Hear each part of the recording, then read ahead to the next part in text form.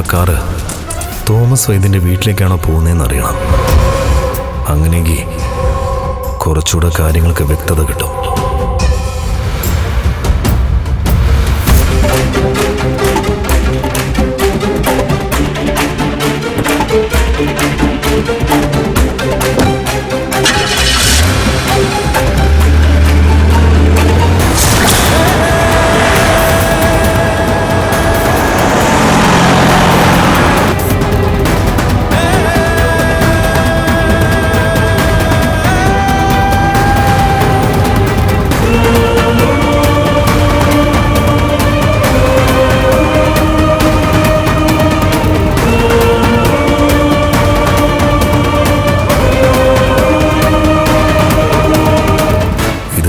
എന്ന് പറഞ്ഞാൽ ഒരു ഒന്നൊന്നര തേപ്പാണല്ലോ.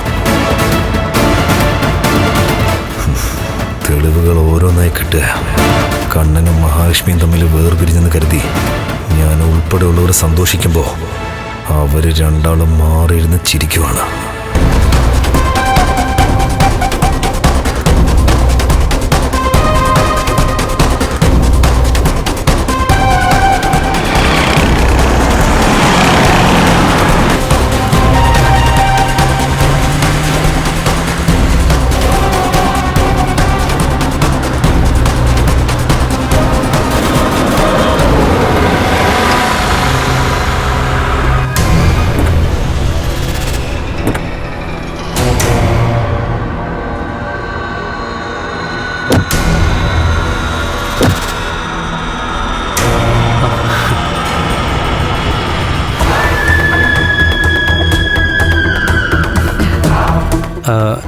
ഇപ്പോ കുഴപ്പമൊന്നുമില്ലല്ലോ മാഡം?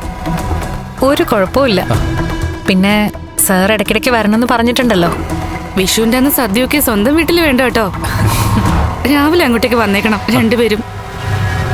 അതുകൂടി പറയാനാ വന്നത്. ഞാൻ മഞ്ജുവിനെ ഇടയ്ക്ക് വിളിച്ചിരുന്നു. ആ, മഞ്ജു പറഞ്ഞായിരുന്നു.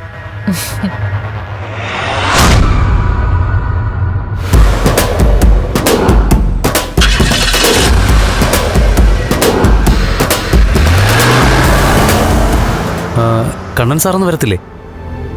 വരാമെന്ന് പറഞ്ഞിട്ടുണ്ട്. കണ്ണേട്ടന്റെ വീട്ടിലും വിഷുവിന്റെ ആഘോഷങ്ങളൊക്കെ ഉണ്ടല്ലോ. അപ്പോ അവരെയൊക്കെ എന്തേലും പറഞ്ഞ് വിശ്വസിപ്പിച്ചിട്ട് വേണ്ടേ കണ്ണേട്ടന് വരാൻ? എന്തായാലും വിഷുവായിട്ട് മാഡത്തിന്റെ അടുത്തുനിന്ന് വിട്ടു നിൽക്കാൻ സാറിന് പറ്റുമെന്ന് എനിക്ക് തോന്നുന്നില്ല. ഇപ്പോഴാണെങ്കി അവന് ചെറിയ സംശയമൊക്കെ ഉണ്ടെന്നാ തോന്നുന്നേ ആ ഉണ്ണിക്ക്.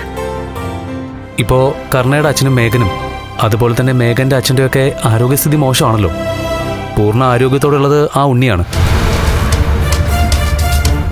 അതുകൊണ്ടിനി മാർക്കോയുടെ കയ്യിൽ നിന്ന് അടുത്തതായിട്ട് തല്ലുകൊള്ളാൻ പോകുന്നത് അവനായിരിക്കും. കമ്പനിയിൽ നിന്ന് അവനെ പറഞ്ഞു വിടുകയും ചെയ്തല്ലോ. അതിന്റെയൊക്കെ ദേഷ്യം എന്തായാലും അവന് കാണും. ദേഷ്യപ്പെട്ടുകൊണ്ട് അവൻ അവിടെ ഇരിക്കട്ടെ.